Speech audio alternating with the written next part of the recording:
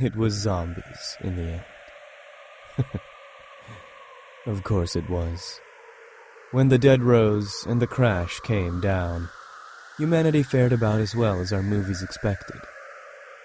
Society collapsed. Millions died. The survivors fled behind the rivers and mountains. The remaining nations built walls to save what they could, amputated the rest, and got about the business of trying to forget those they left behind. 5 years later, the dream of 9-to-5 consumerism lives on in these safe zones, collectively referred to as the recession. Over the walls, it's possible to live in the old reality. The one where we are still top of the food chain. You weren't invited. In Red Markets, you play characters trapped in the Loss, the massive quarantine zone abandoned to the undead. Countless refugees survived the outbreak, huddled together in self-governed enclaves, squatting in big-box stores and factories turned into fortresses. But the recession will never admit this, because you're not worth breaking quarantine. Not worth the guilt or the effort. You're not worth anything. But capitalism can sell anything. Even you. The recession survives in a state of perpetual depression, burdened by hordes of underemployed refugees. The only thing staving off economic collapse is the promise of the old world. To dangle the chance of relief in front of their slaving masses, the remaining nations trade on the uncertain future of reclamation. The recession needs deeds and records salvaged, facilities recovered and beachheads secured, casualties counted, bounties collected, and evidence destroyed.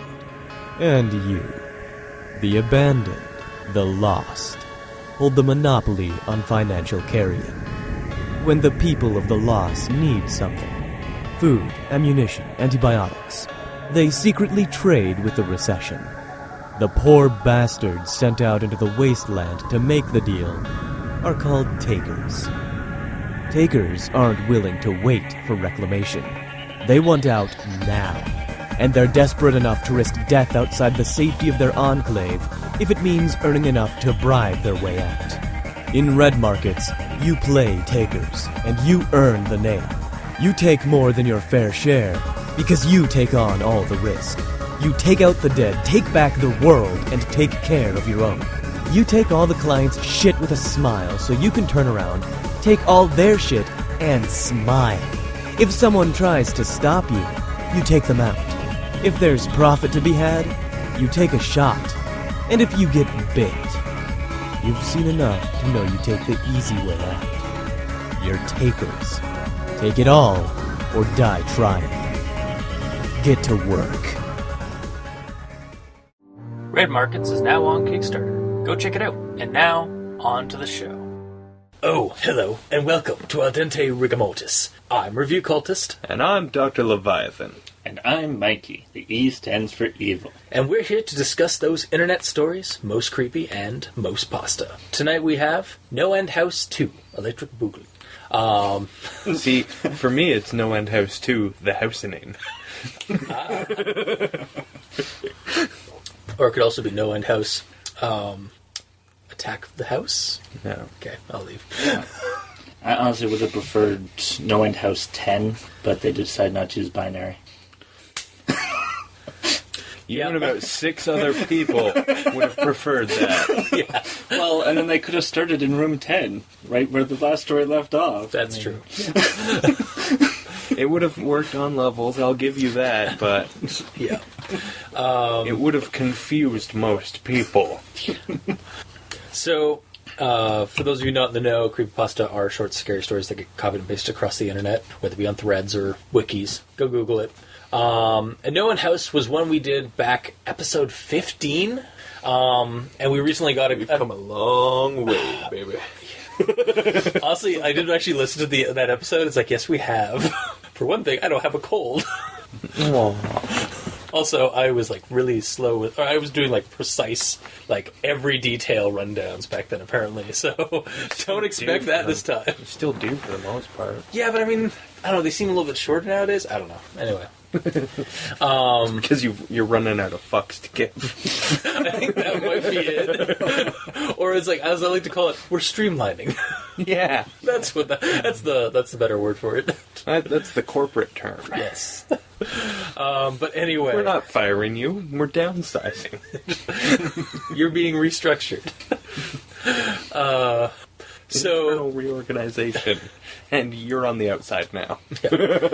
One of our fans or listeners decided to send us an email recently saying, hey, you should do the NoEnd House series. And I was like, well, actually, we did the NoEnd House 1. And then I looked back at when it was, and I was like, that's a long time ago. Yeah, when I was typing this into a search engine, man, I was finding NoEnd House 4. I don't know if that exists. No, I checked. I actually did look up. It's only so far. There's only 1, 2, and 3, and they're all by the same guy. The fact that there's 3, man. The third one's actually really short, but I didn't want to do it on this one because this one's relatively long. Yeah, and we could do that one with something else maybe down the road.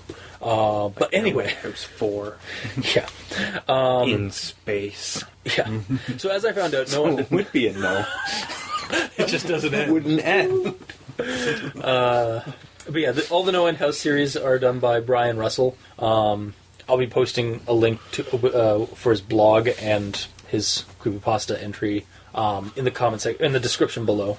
So you can also check this out at Mr. Creepypasta and at GhostSickness. However, my only beef with GhostSickness is that he has no punctuation in telling the story.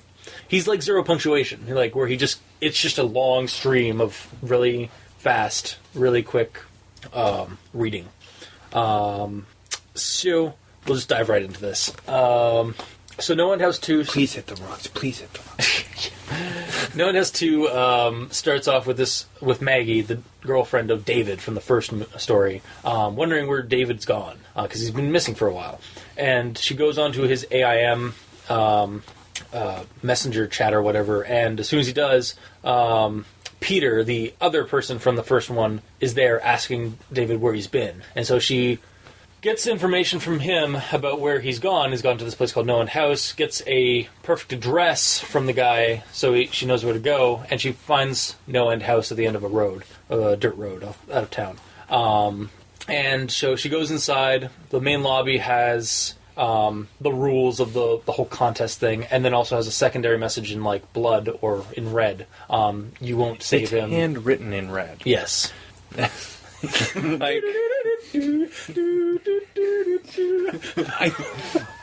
My assumption was that it was scrawled with with your fingers, as opposed to.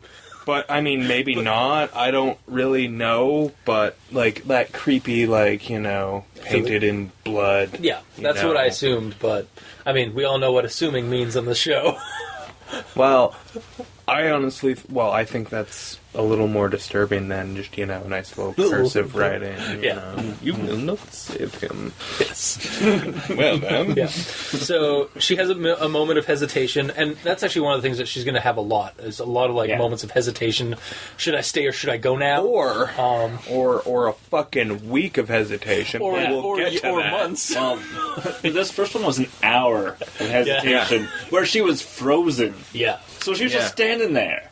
No, she wasn't just standing there. She was frozen. I'm going to take this literally. Because it doesn't say, frozen with fear or... It's just, I was frozen.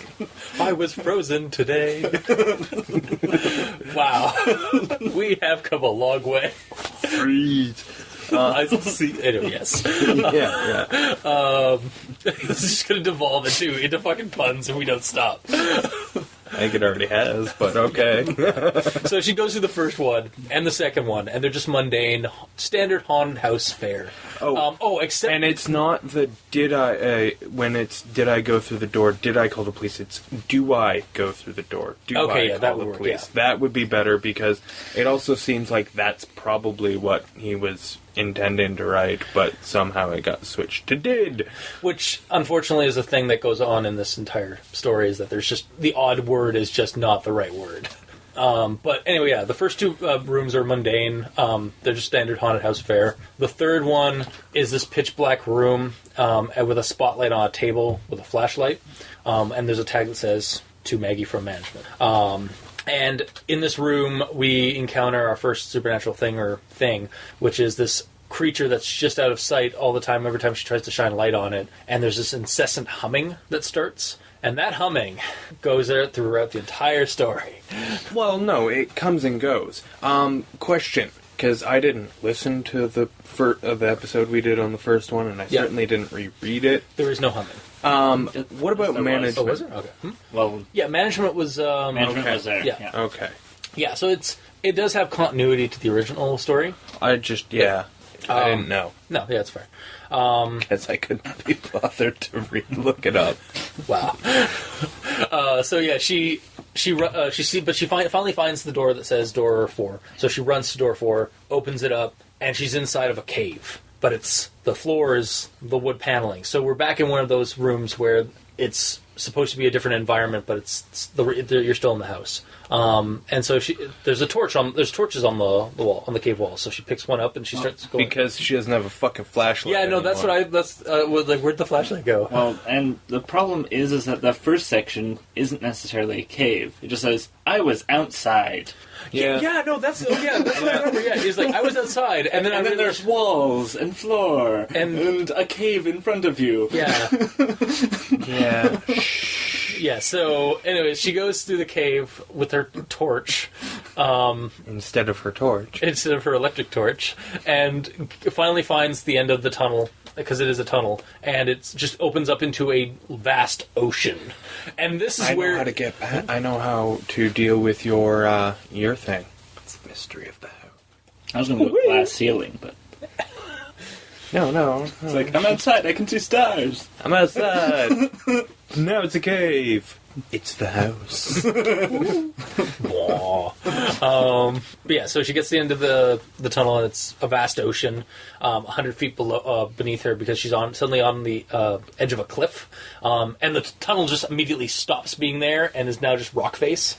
So, and she looks down, and there's a rock formation in the ocean that's a giant 5. So it wants her to jump, but she doesn't want to jump. So I was stuck there for weeks in debate. And then a week. Oh yeah, a week. And then the humming showed up again. So rather than she's more afraid apparently of that humming than jumping off. So she just jumps. And after again some more prolonged no, you were right. Oh. After what seemed like weeks, my favorite part of that is I stayed there on the wooden ground for a while. At that point I had lost all concept of time. After what seemed like weeks. Yeah. I've lost all concept of time, but I'm aware of the passage of days. Yep. I can't tell you what hour it is, but man... I don't know what concept... I don't know... I can't grasp the concept of time, but I'm aware of its passage. Exactly. But anyway, that's 2 sentences back to back, or front to back, and they just contradict each other completely. Yeah. So yeah, she jumps off, and after again, when's she gonna hit the ground? When's she gonna hit the ground? Next paragraph, she doesn't hit the ground, but she lands. She just stops falling, and she's in the next room. And the next room is a sealed wooden room, as far as I can tell, because all the walls and the ceiling are the same wood paneling as the floor, and there's no doors. There's apparently some kind of illumination because yes, she can see somehow there's light. But... Yeah, that's actually one of the things. They never mention that there's a light there. No, but it's just assumed. This time, this time they mention. I think. No, I think it's. Well, maybe it's okay, but they do address it. It does address it eventually. It just should have addressed it with this one. Yeah. And so she's trying to figure out where to go, and then suddenly the girl / demon from the first story shows up and tells her that she can either escape this place but sacrifice David, or sacrifice herself and save David. And she chooses neither. And at that point, the demon girl just vanishes, and in her place there is a table with a razor blade. And then when she goes to pick up the blade, she notices that on her hand there's a 6. On her wrist. Yeah, sorry, on her wrist, yes. Yeah.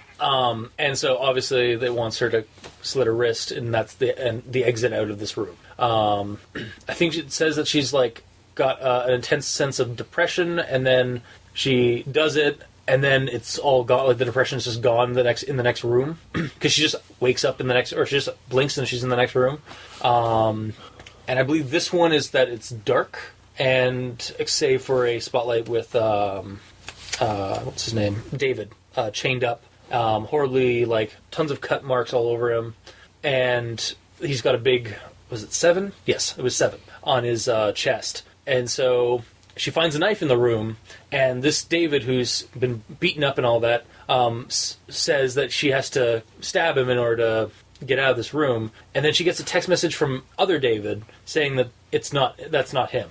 So after some more hesitation, she stabs him and gets out of the room, and then wakes up in outside of the house. But she realizes she's still in the house. She's still within the inside the spell or whatever of the house, because the humming's starting to show up again. So she gets another text message as she's running through the woods trying to find another number, and it's from other David, I guess. You also missed the part where the blood from David. Yeah, that's how she gets in. Yeah, sorry, yeah. She stabs him, the blood seeps down, and then... I don't know if it rose or if it sucked her down. It mentions it like quicksand, so... Yeah. But anyways, yeah, she gets out through a puddle of blood, and then she's outside, and so gets a message from other David saying her address, and then she remembers that her address has an 8 in it, so she goes into her car, drives... Means you can't fucking... Now, here's my thing. Yep. Why isn't the lawn and the fucking road and everything, why isn't it still wood panel? That would have been really cool. That would have been fucked up. Yeah. That would have been terrifying. Like, that would have just been a really fun image, like, with everything that's fucked up with this house, the floor is always the same. That would have been fun, but then, you start that, and then we get outside for room 8, and no. It's not like that. Yeah, it's... are you actually outside? Because I don't think you are. Yeah. Well, she, unlike David in the first one, I remember reading this one and then went back to the first one. She definitely has a lot more sense of okay, I'm stuck in this house still. Whereas David was I'm out. He was just nonplussed by oh yeah, I'm totally out. I'm not in the house anymore. There's the house over there. But in this one, she's no, I'm not. I'm still stuck in its game. She handles it a lot more logically, I think. But logically, in quotes. She's using the logic of the house. Yeah, exactly.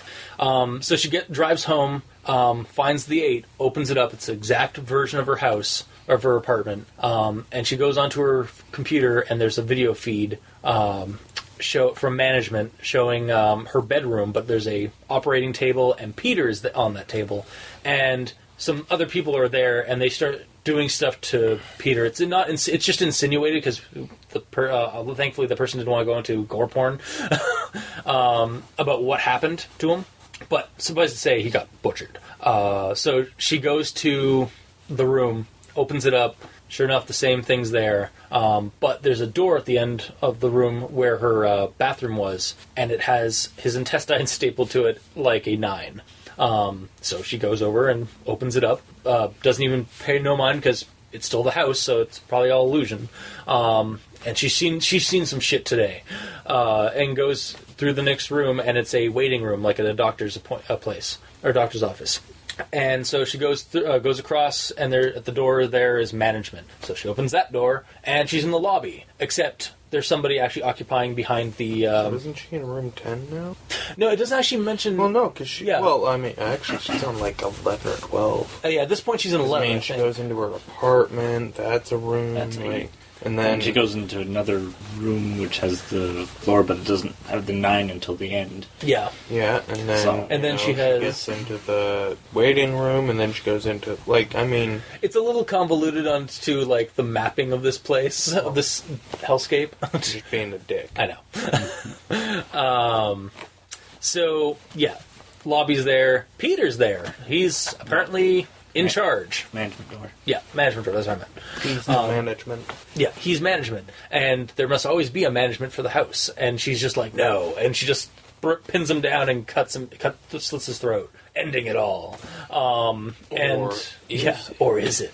And then as she gets up, she sees David outside the window of the house, walking away down the road. And so she goes to, go see him, and tries to open the door, but the door is locked, and it won't let her out.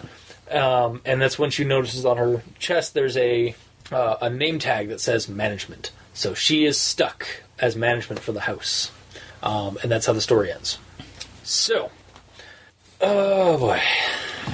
Yeah, there were some things in the story that... There's things I liked about it, and there's things I didn't like about it. In the AIM conversation, when Maggie's reveals that she's not, that it's her and not David to Peter, Peter's first reaction, while he's just talking, it's just oh shit, he did it, and then just blurts out the full address in detail, how to get to NoEnd house mid conversation. Uh-huh. And I felt like that should have been left till the end of the conversation, her explaining that she was able to persuade him to give her the address, rather than just kind of oh my god, what? Plot. It felt really forced to me, having it where it was, just kind of in the middle of the conversation. Yeah, it's just, I don't know, that part kind of irked me.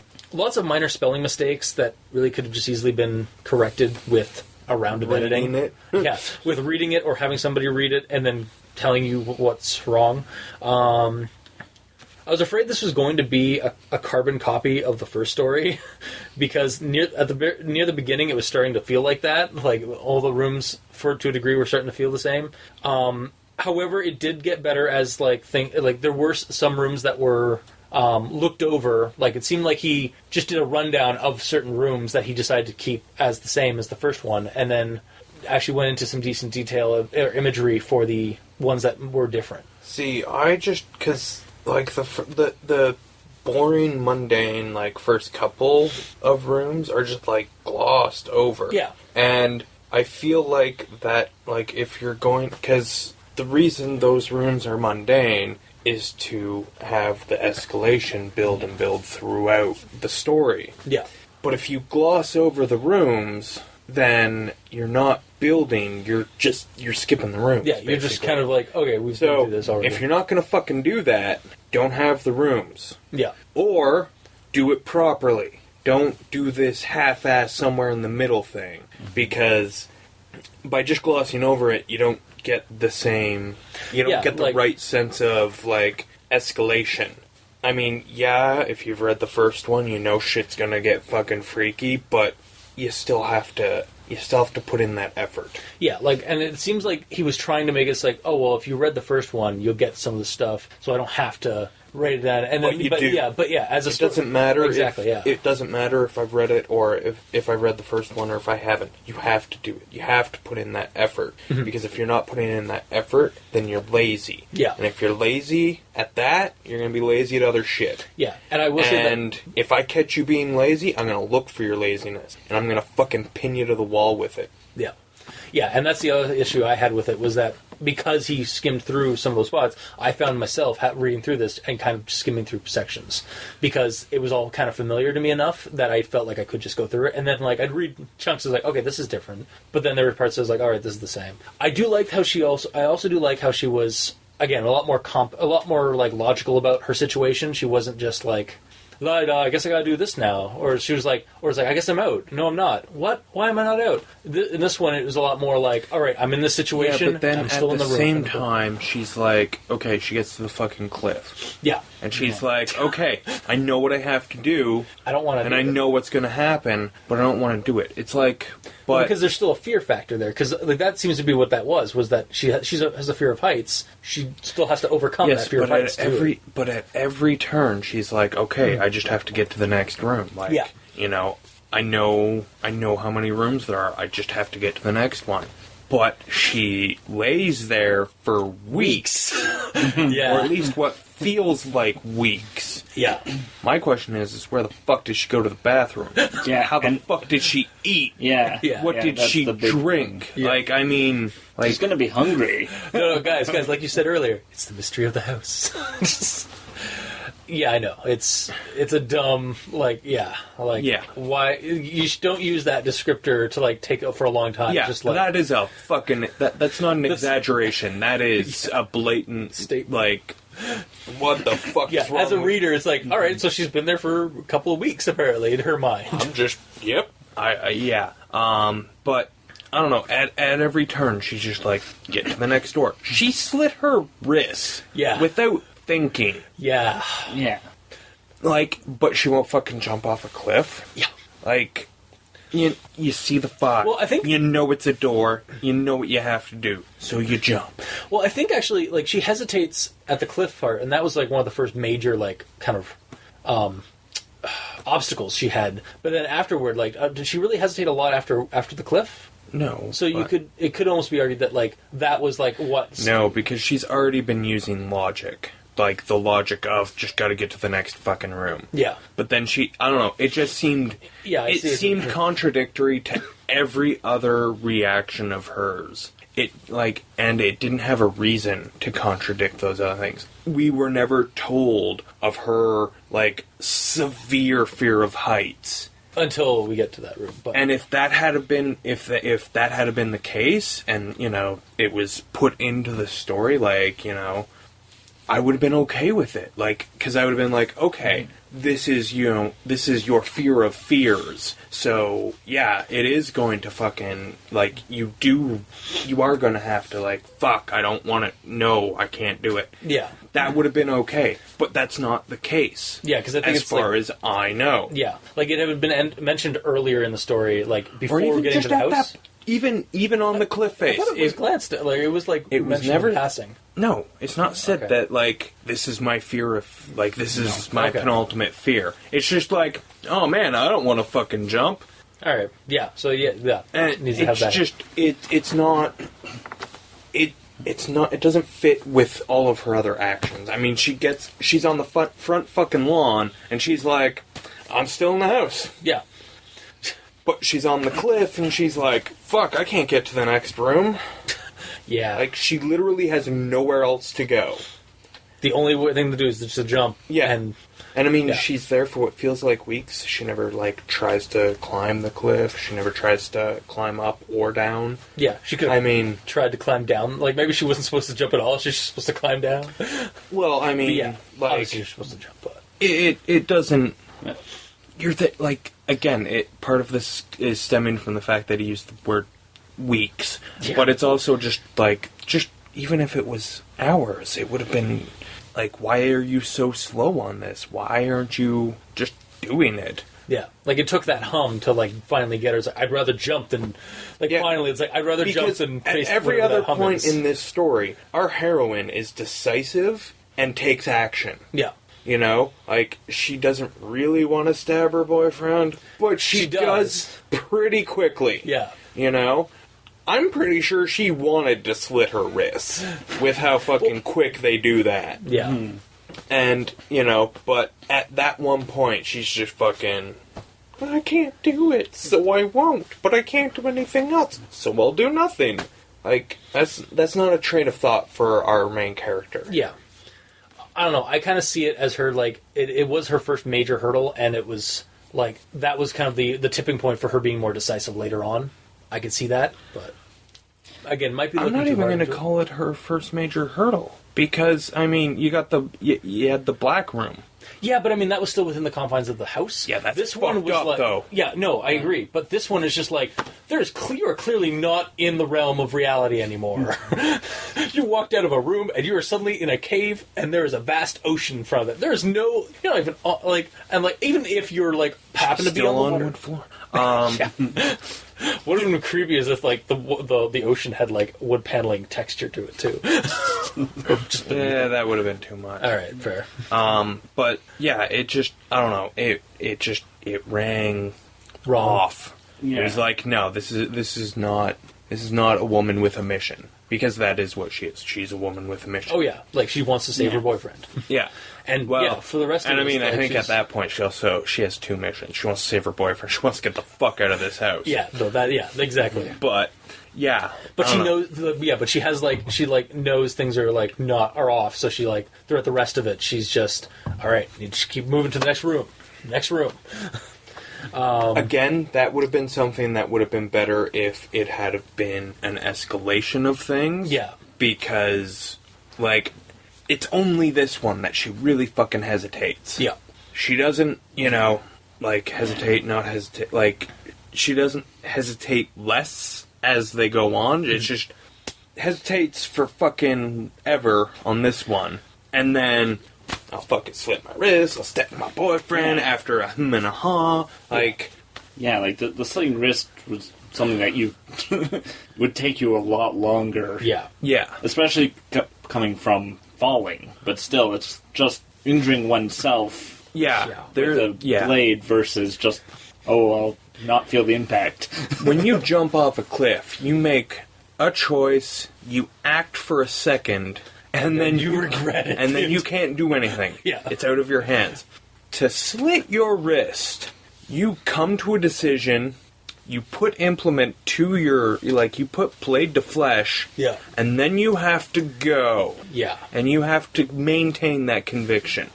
And there's pain. Yeah. Yeah, there's pain receptors going off, like, the whole time. So, yeah, like, two very different things, but... One took way too long for it to happen.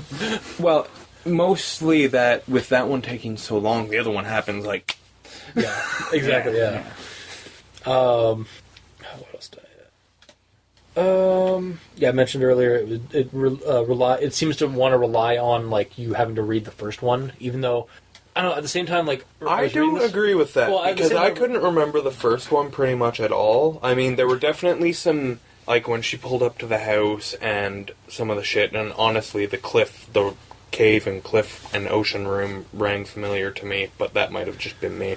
Because I don't know if that was in the first story. It was the forest last time. Okay, well, regardless. Yep. There were a lot of things that, like, I was like, oh, okay, like... Now that I've read this sentence, I kind of remember this from the first one. Like, when she woke up outside. Yeah. It doesn't really... Honestly, it works as its own story. Yeah. I guess what I should have said was that it has a lot of callbacks to the first one. But because I do also mention, but at the same time, you can actually read this one, I think, apart from the first one. In fact, I think this one actually probably would have been a better... Like, if any of them had to exist... this one would probably be the best one, because I felt like this one felt a lot better than the last one. Like I said, I can't really remember the first one, so I can't weigh in on that. That's fine. How many times did we all disagree on each other in this show? Also, what the hell was with that hum? Like, was it just? I guess it was just. Was it just a narrative, like, signifier of, like, you're still in their house, or was it actually like there never seemed to be a source to it? Like, we never get an explanation as to what is causing that damn hum. It's just a signifier? Plot point that's been there for the original one, too. Yeah. Was it in the original? Okay, yeah. That one I don't remember. Okay. It's something, basically, it just felt like something to heighten the tension. Like, something's pursuing her. Okay, yeah. Even though she can fucking lay down for weeks. Yeah. Before it shows up again. It was the timer going off. It's like, you need to move. Yeah. Come on, I got shit to do. Yeah. Or I guess it could be like one of those, like, little, like, those tones that pop up in, like, horror movies when the creature, or when the horror is starting to get closer, kind of thing. And then I think lastly I had for is, like, after going through our previous episode and skimming through the old story, it does seem like this one kind of addresses some of the issues that we had with the last one. Like, listening to our comments and critiques of the first one, a couple of the comments and critiques do seem to be corrected in this one, or at least looked at. But yeah, that's really all I got for it. Mikey, Leviathan? Alright, well, my issue started with the first paragraph. Yeah. But not right away. I read the first paragraph, went down a bit, realized that it was his girlfriend. There's something tweaked, and I went back to the first paragraph, and it said, I think it's very first sentence, it had been 3 weeks since I had heard any word from David. And then it goes on to say that during the relationship, the longest they had gone without talking was 3 days. But that was after a pretty intense fight. Okay. And there was nothing out of the ordinary when they last spoke. So, she's not that great a girlfriend if she can go 3 weeks. Actually, what it is bad writing. Because I genuinely like this character. Yeah. I definitely, I might not remember the first story, but I know I like her more than David. You do. I listened to that episode. Yeah, we definitely... And I think she's honestly probably just a fine girlfriend, but the writing is, not making sense. Also, I mean, why, 3 weeks is a long time for someone to be missing. Yeah. Yeah. And only his girlfriend notices? Yeah. I'm betting lots of people are fucking noticing. I'm betting the police have been called. Yeah. Yeah. I'm surprised she hasn't been contacted at this point for a missing person. By the police? By the missing police, yeah. For a missing person, it's like... Oh, you're his girlfriend, you might know where he is. Yeah. There's... 3 weeks is way too fucking long for someone to have been missing. Mm-hmm. If I didn't see you for 3 weeks with no explanation, I probably wouldn't call the police, but... You'd probably send one of our friends a message. I would ask a lot of people about you. And I don't even rely on you for intercourse. Yay! I don't rely on you anyway. Moving on, Mikey. Yeah, and then the other thing that we've sort of touched on was the sort of time confusion. Yeah. Which I found in the first paragraph. The first paragraph. 3 weeks. Well, no. It had been 3 weeks since I'd heard, when last talked to him. And then it's when I'd last... So 3 weeks since she last heard from him. Yeah. When I had talked to him last, he just mentioned that he was going to check something out a friend told him about, but then I got a really weird text message the night before. Yeah, and I was like... I saw that, yeah. She got the text message the night before her last conversation? Or last night. Or last night. And, if it was last night, it would have made a lot more sense in the wording. Yeah, but also, why did she only get it last night? Yeah, I don't... I remember getting confused. Really, I don't understand why he's been gone for 3 weeks. Yeah. It's... And I honestly think that this is kind of a problem that rears its head periodically throughout this. She's in the front room for an hour. Yeah. Frozen. Yeah. There's a lot of there's almost too specific timeline that you really... It's not even... It's not that it's too specific. It's that it's too big. Yeah. Because we've got this one, 3 weeks. We've got an hour in the reception room. Yeah. We've got weeks on the fucking cliff face. It's just... These measurements of time are way too big. Yeah. An hour in a room, with nothing to do, but you've got a mission. It's not like you're waiting for someone to say, yes, come in. Where you just fuck with your phone for an hour. No, you got shit to do. Go do it. It's not gonna take me an hour to check out the next fucking room. Yeah. Just saying. Also, I don't really understand why she needs to have been drawn to the house at all, because Peter has David. Yeah. Mm-hmm. So why does he need Maggie too? That's a good idea, because his whole scheme by the end of this is that the house needs management or needs people, but he's got David. Yeah. He's the manager. Is he getting tired of being the manager and wants somebody to sing his place? I don't know his motivation at all, but if he's got David, why does he need Maggie? Yeah. I'm a little... I don't have his motivation. He really does not put up a fight at all by the end of this. She just takes him out, pins him down, and then he's gone. He's done. There is no. It's kind of an anticlimactic little fight at the end between the adversaries. I wouldn't really call it a fight at all. Yeah, well, yeah, but that's what I mean. It's anticlimactic because it's nope. It's the same thing. It's oh, you must choose between you or David. It's neither. All right, fuck you. Bye, slit your own fucking wrist. So much is just I don't know.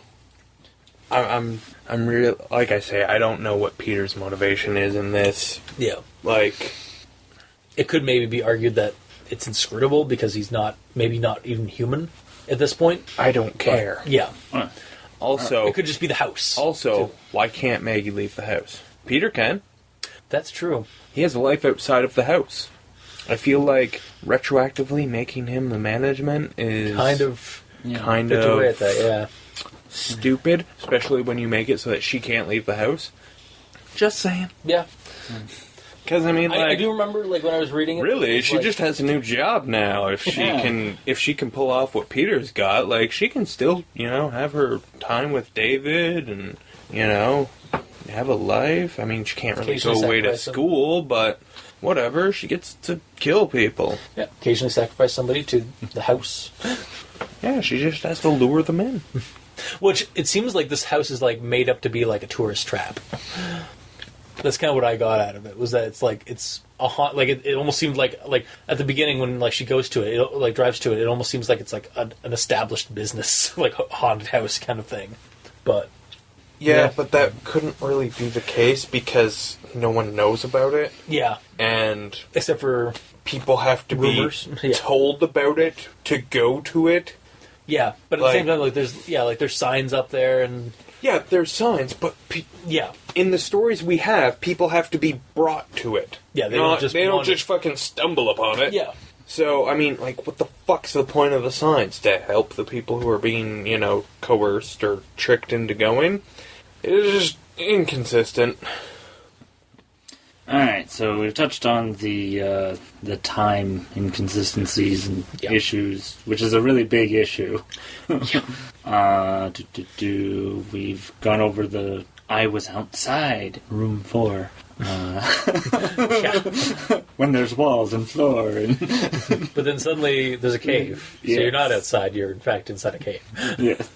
And there's torches. What happened to my flashlight? And then the section where she's in room 7, heading towards room 8, which is her apartment. Yeah. And she says, my complex was huge, but my apartment was one of the first ones on the left. Then she proceeds to pass by rooms 4 through 7 on the way to 8. Yeah. Yeah. Yep.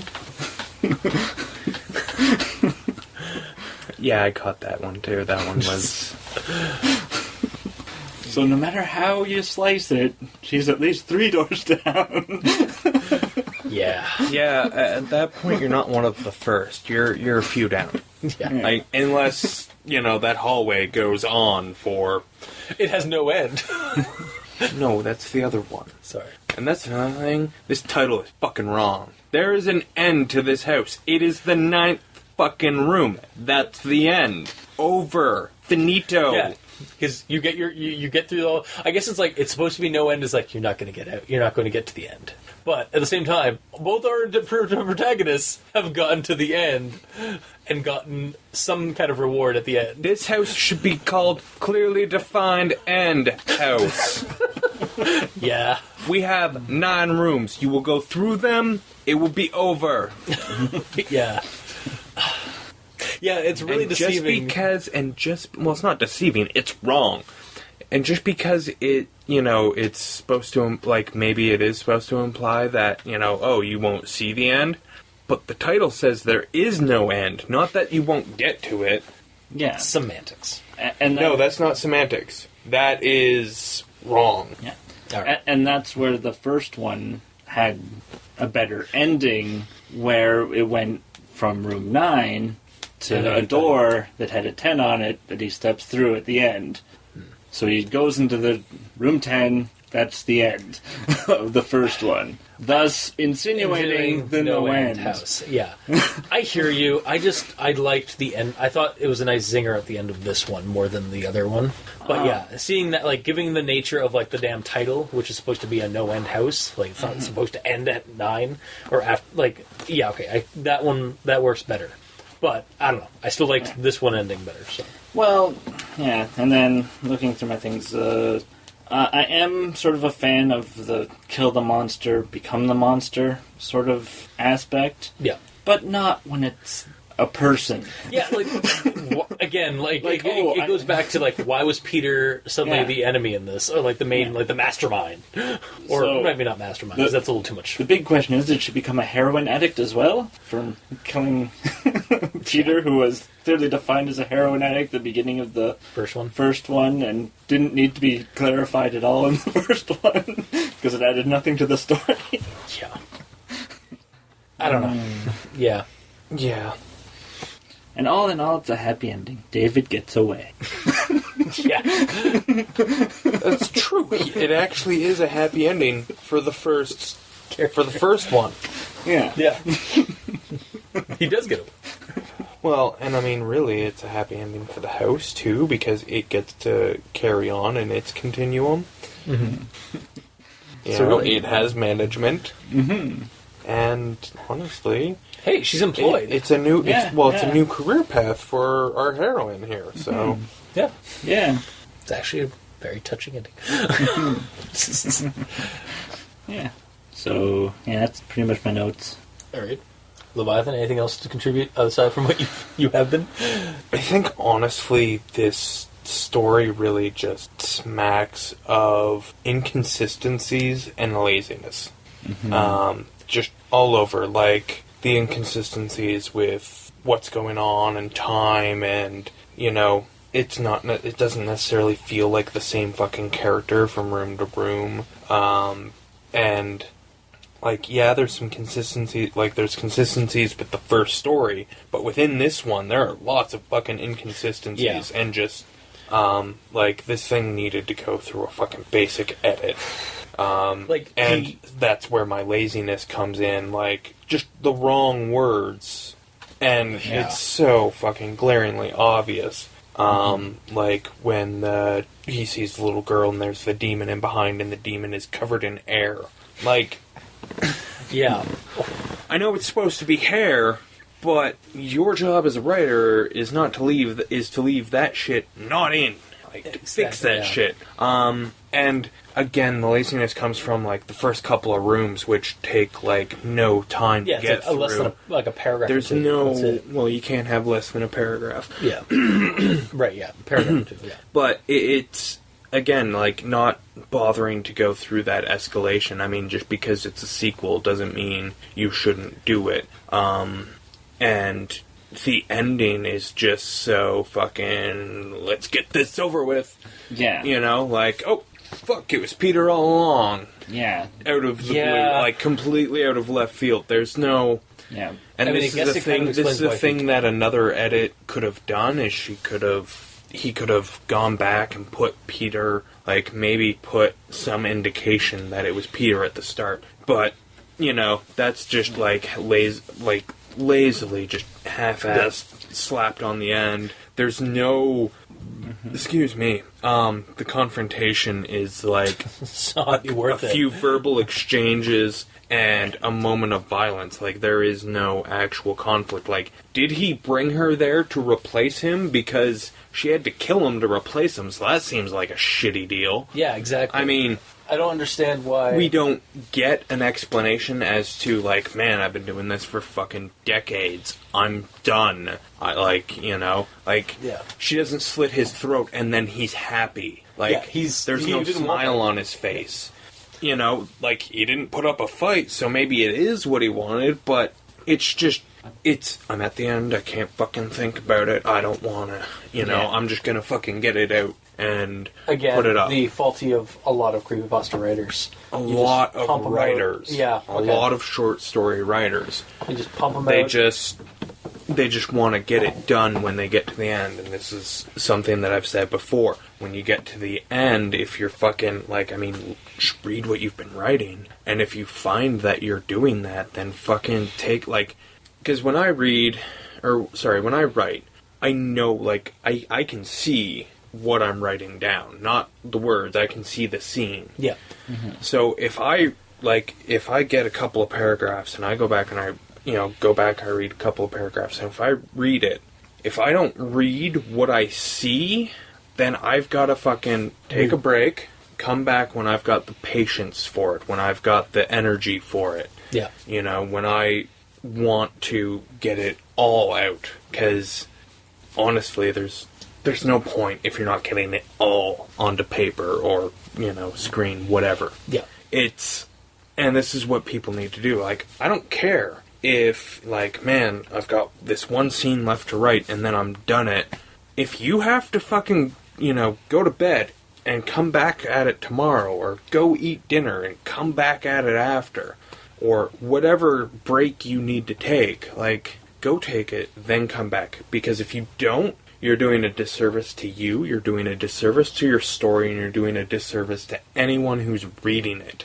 And this story is just, it's probably the worst example we've had of this in a long time, where it's just like, I've got to fucking end it. I don't care if it makes sense. I don't care about the pacing of it. I don't care about anything except getting it done. I don't care about anything except for typing the end. Yeah, and that's actually something that occurred in the first one as well. Like, the ending is a paragraph of explaining the character laughing on his way back to his house where there's this door with a 10. Yeah.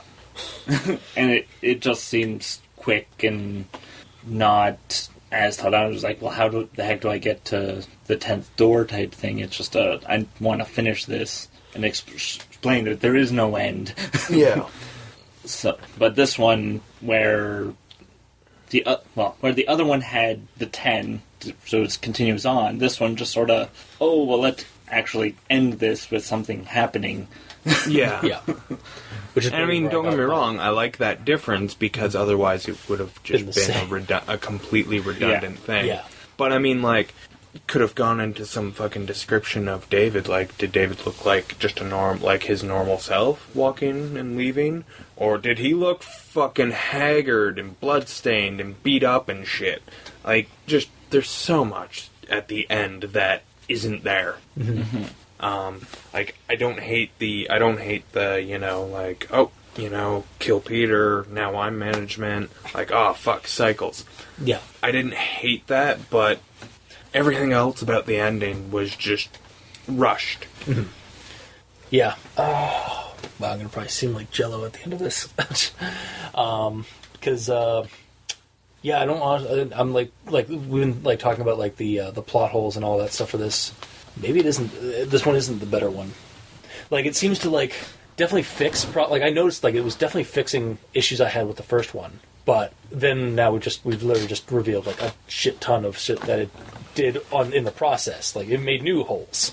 Or it made new, questions. It made different mistakes. Yeah, it made new mistakes. Like, again, giving us a villain, like, codifying a villain from a previous character. And, like, when I first read that, like, Peter, like, was there, it's like, first off, like, two things came up. It's like, first off, I was like, and that explains why he gave the address so quickly and willingly in the beginning of this. And the second one is like, didn't you just die in the last room? Or the room 2 rooms ago? Weren't you on that table? Well, yeah, but that it's wasn't the him. house. Just like when she cut through to get to 7, it wasn't Peter or David. Yeah. So... yeah, like, we didn't, like, I guess we need more information about, like, why, like, if you're going to give us, there's management, and here, Peter's management, we need to know a little bit more about why he wanted more people into this house to get to the end of NoEnd house. Like, did he need a steward, and that's why? Or did they need, like, people in the house for some reason, like tenants? Yeah, like, there's only, like, we only see the one person for management, and it's Peter. And then, like you guys just said, I'm not going to repeat it, there's a cycle. But why? And it's, for this one, I feel like after listening to you guys and, like, reading the story myself, thinking on it, it's like, I don't really I feel like this is a question that really should have been answered, because it shouldn't be left innocuous. Yeah, it's not, it seems like it's an important part of the lore. Yeah, and that seems but it's not stated, so it's not important. Yeah, exactly. Yeah, and, like, that demon girl is the same is the same one from the first one. So, like, there's that. It there seems like she's managed, right? Yeah, but she like pops up for every and then that's it. Pops up in one room. does her spiel and does her thing, and then that's it. Like, so is she just another traipsing within one of the rooms, or is she actually something behind all this? But again, then we get Peter, and it's like, why is Peter? And then it was like, why was Peter like? This is what happens when people cheat, and it's like, then they kill Peter in that on that operating table, but then he's management. What? Like I said, inconsistencies. A lot of inconsistencies in this one, or a lot of new inconsistencies that when they were amidst trying to answer issues that were from the first one.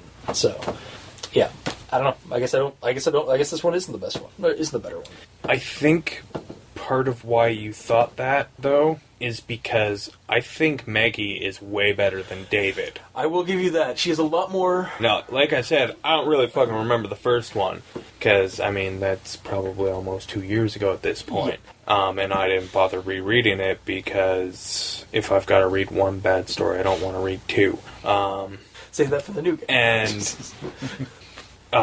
but yeah, I liked Maggie. Yeah. I genuinely, appreciated her approach to this house. It was like, you know... She had a mission. She had a goal. Exactly. Whereas the other guy was just like, I'm just here to, there's no way this place can be real. And it felt like a dream. In the first one, it felt like he was just, he thought he was in a dream or something like that. In this one, she knows she's in a supernatural situation, and but she knows she has a goal. If she can get through the gauntlet, she's in the clear. I've got 9 rooms to go. Exactly. All right, let's do it. Yeah, and her character, and her aside from the occasional repetitive wording for to signify she's hesitating, and that big leap of hesitation at the very beginning. She has she's just stab, slit, run to my car, find my dress, go to my dress.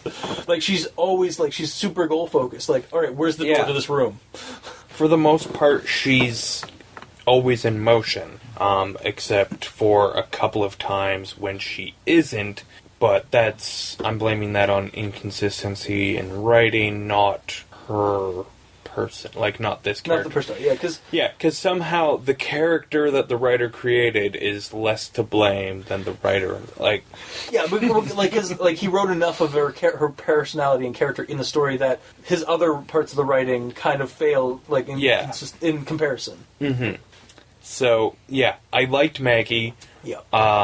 But yeah, the story seems like I can't really say if it seems weaker than the other one, but it doesn't.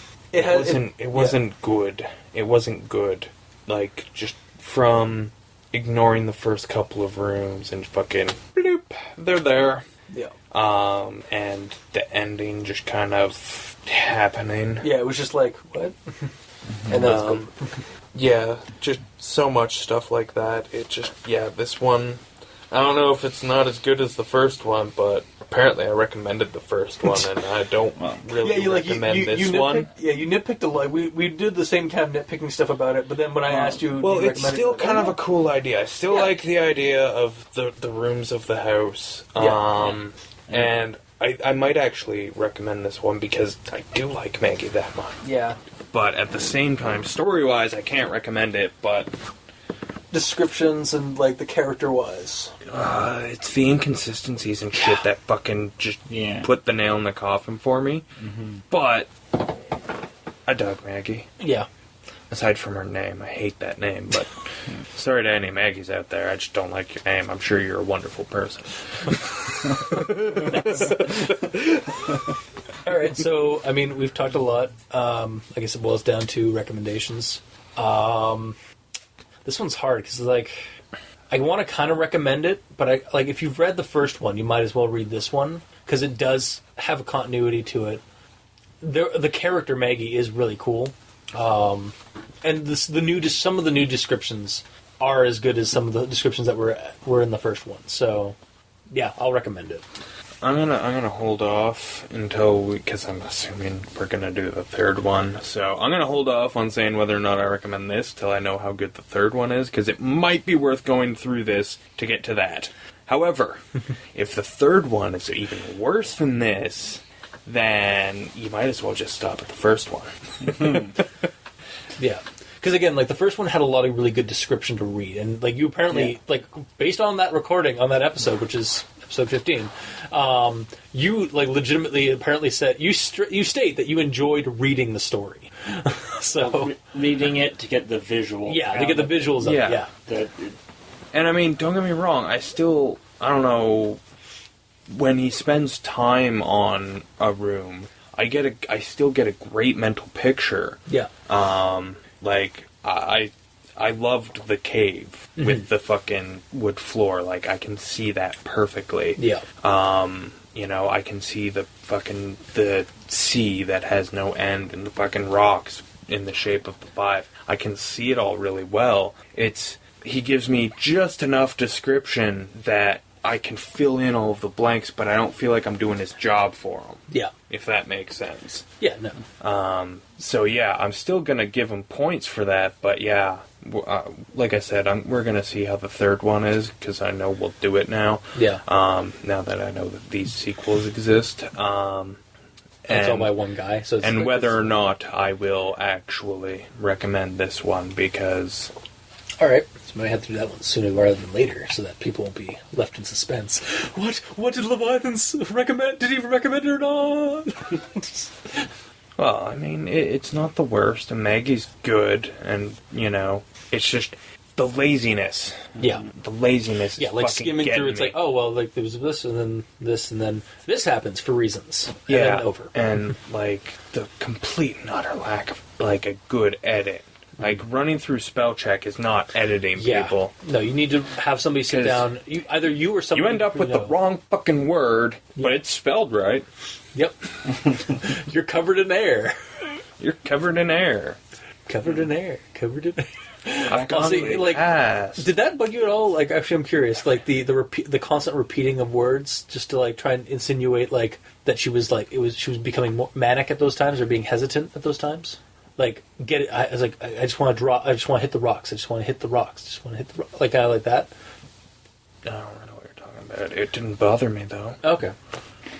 I just remember reading it. I was like, I understand what he's doing. It just seemed like the rock one. Honestly, there's other ones, but yeah, that's the one that one to me sounds like it's really just showing how long she's falling. Yeah. Because you have enough time. Like, don't get me wrong, you think really goddamn quick, but if you've got enough time to think, I just want to hit the rocks, I just want to hit the rocks, you're falling over and for a over while. again.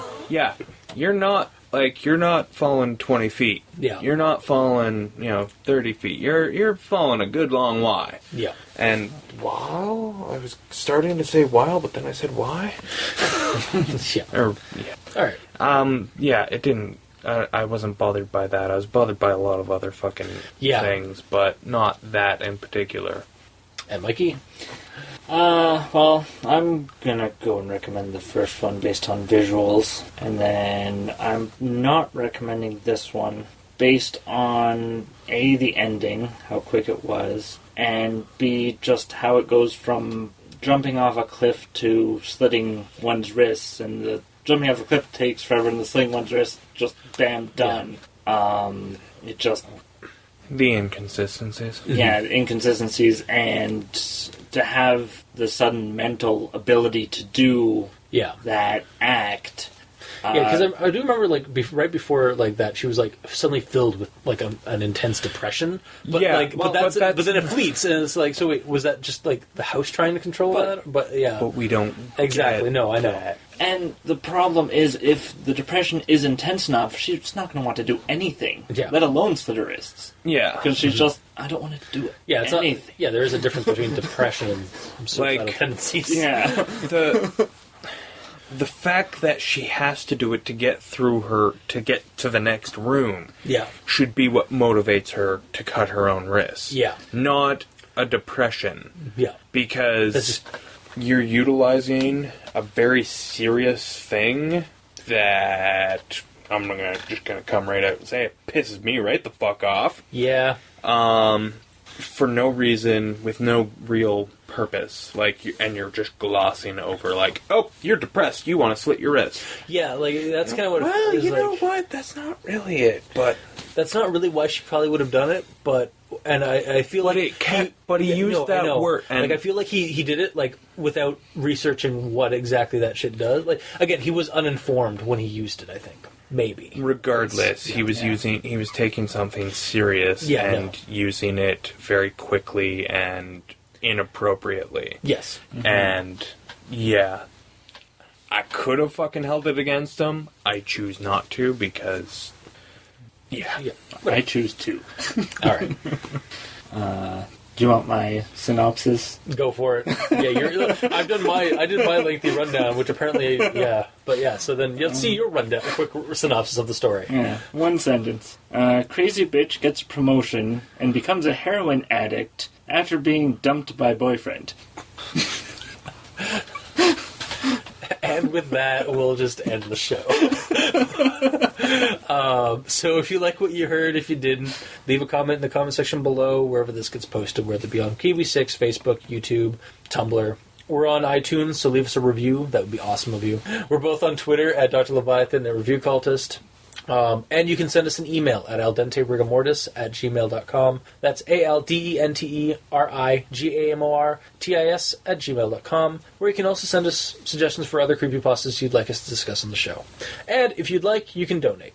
Go to crazonstudios.tumblr.com, where you can check out all the title cards for each episode. And on the side, there's a little donate button. So, until next time, I have been your host, Review Cultist. I'm still Dr. Leviathan. And I'm Mikey. The E stands for evil. And this has been Al Dente Rigamortis. Sleep well.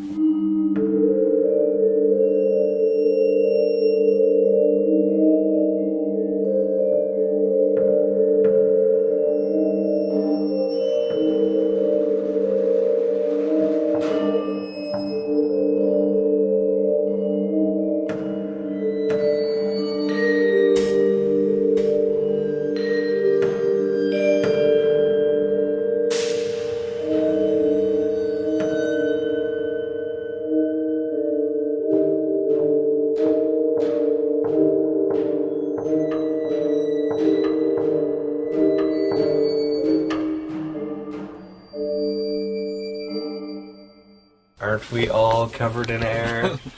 Yeah. Oh God, you're hideous because you're covered in air. Yeah. Yeah. Yeah. Yeah. Yeah. Yeah. Yeah.